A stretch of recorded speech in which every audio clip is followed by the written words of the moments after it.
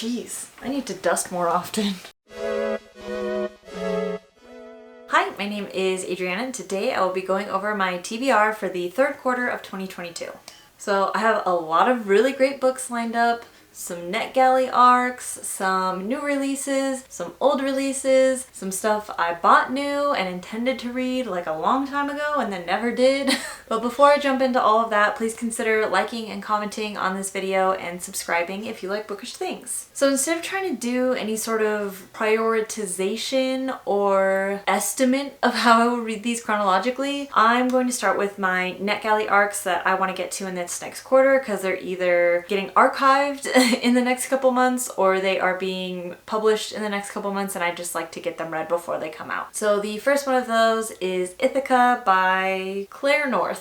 This is a retelling of Penelope's story, Penelope's side of the story during the Odyssey. I know there's been a lot of discourse about certain authors maybe not reading the Odyssey, but fortunately, I think Claire North is a trained classicist, so I think she will do a good job. I'm gonna have to double check if she's actually a trained classicist or not. But from what I understand, she's at least read the Odyssey, so we're good to go there. The next one up on my list is Love on the Brain by Ali Hazelwood. I read The Love Hypothesis back in February, really enjoyed it, had a good time, excited to jump on this one. And I'll talk about this a little more later, but I do think I'll be reading this in August, and I will explain why, but just keep that locked in your brain. This will be one of the things I'm reading in August. The next NetGalley ARC that I'm really excited for is Eimer. It is a sci-fi Beowulf retelling, and that just really seems really cool. I've never read Beowulf, but I am somewhat familiar with the story, so I just think a sci-fi twist on it will be really cool. The last NetGalley ARC I want to get read in the next 3 months is The Genesis of Misery. I honestly do not remember what this is about, but the cover is super cool and I'm pretty sure it's Tor Publishing and they generally publish some pretty cool stuff. I don't know. I don't want to like throw out any conjecture on what it's about and be wrong, but I remember being excited for it when I requested it and then being extra excited when they accepted my request or granted my request. I don't know. What is the terminology on NetGalley? I'm not gonna lie, I do not remember what this is about literally at all. So that is all for NetGalley. The rest of the books are mostly books I own with one exception, which I will talk about a little bit. The next book that I have owned for a very long time and just haven't gotten around to is Piranesi. I have no excuse. Like it's shorty. It's a little book. It's little. I also do not really remember what this one is about, but I know it is Greek mythology inspired by the labyrinth. I believe a man is living in the labyrinth somewhere and is having an existential crisis maybe about what life is like in the outside world. I don't know. I don't really remember, but I think it will be interesting. I know everybody who has read this has really enjoyed it. It's got pretty foiled cover, so that's a good sign. So the next 2 books I want to talk about, I will also be reading in August. And for those of you who've been around on the channel for, I guess, at least a year-ish, might remember that August is my birthday month. And last year I decided that August was going to be no thoughts, all vibes, no thoughts, whatever, head empty August. Just not reading anything with literary value. Just reading brainless adventure thrillers and trashy romance novels. So that's where, you know, Love on the Brain fits into the trashy romance novel. The next book I will talk about, also trashy romance, that is The Spanish Love Deception. I know people on Book Talk love this one. Enemies to Lovers. What is really selling this book for me is that the girl main character, the woman, is a chemical engineer. And I don't think I have ever read a book with a chemical engineer as a main character. I gotta support my fellow chemies, even though I don't work as a chemical engineer. But I have a degree. I can prove it. I can prove it. I actually have my degree up here. See? That's me. That's me, Adriana Carbon, Bachelor in Science of Chemical Engineering. It's very dusty because I haven't needed this. I've never used this piece of paper, but I have it and no one can take it away from me. Jeez, I need to dust more often. I know some people don't like this book. I am not picky about my romances. I will probably enjoy it.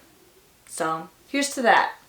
August, trashy romance. This next one, not a trashy romance, but a brainless thriller. Sandstorm by James Rowlands, the first in the Sigma 4 series. I talk about the Sigma 4 series quite a bit on my channel, and I really want to go back and reread the entire series. So I do have the entire series in paperback, like mass market paperback size. This is actually the copy I will be reading and annotating, but this obviously looks better on camera. But I would really like to reread the entire series, annotate them all. I started reading them in high school. I don't really remember any of the plots of these anymore. So I would like to go back, reread them, annotate them so I actually remember them. This is the start of the Sigma Force series. The Sigma Force is a group of special operatives under DARPA who are highly trained in a certain area of science and use the science and the special forces training to solve a global crisis. So there is a different global crisis every book. Like I said, do not even come close to remembering what this one is about. I think at some point they are in some ruins in Egypt, maybe? No idea. Nope, looks like Saudi Arabia. I don't even know. I am looking forward to rereading these. This is my absolute favorite series, and I would like to remember what it is. Oh god. Oh, all that dust off my diploma that I never used. Starting in September, I need to switch gears from all vibes, no thoughts, head empty, and maybe, you know, read something with a little bit more literary value. And one of the things I would like to hit is What Strange Paradise by Omar El Akkad. And I got this in a book subscription box last year sometime. I believe it is a multi-POV story. This still smells good.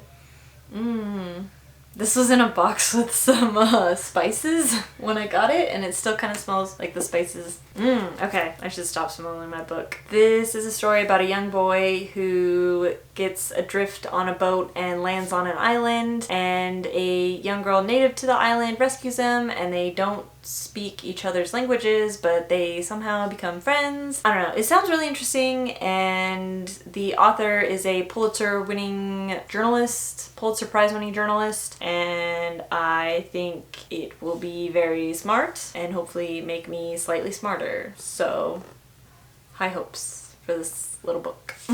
Another book I would like to read is actually for a challenge that my library is putting on, which is really cool. For Pride Month, they are actually putting on a year-long readathon challenge kind of thing called Pride 365. The idea is, you know, we should be reading books with LGBTQ storylines throughout the year. It's a list of 12 books, so kind of I think the idea is to read one of these books each month. So I will probably be reading more of these in this next quarter, but I know one for sure that I want to read physically is Punch Me Up to the Gods by Brian Broom? I don't really know anything about it except that it has something to do with LGBTQ. But I've read 2 other books for this kind of reading challenge so far, and they have both been very good, very heavy hitting, so I'm expecting similar in this book. I am interested to see what happens and excited to expand my knowledge and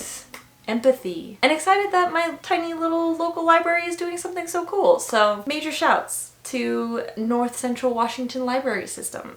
And saving the best for the last book I would like to try to hit in the next quarter. I don't know if it'll actually be the last book I read, but it'll be somewhere in the next quarter. I would like to read The Broken Oath by Pablo Suarez. He is a fellow YouTuber, and I actually had the opportunity to beta read this book for him back in February. So I have technically read this story, but I think he's changed it a little bit since I've read it. So I would like to read it again, annotate it in its physical form, because obviously when I beta read it, it was in a PDF.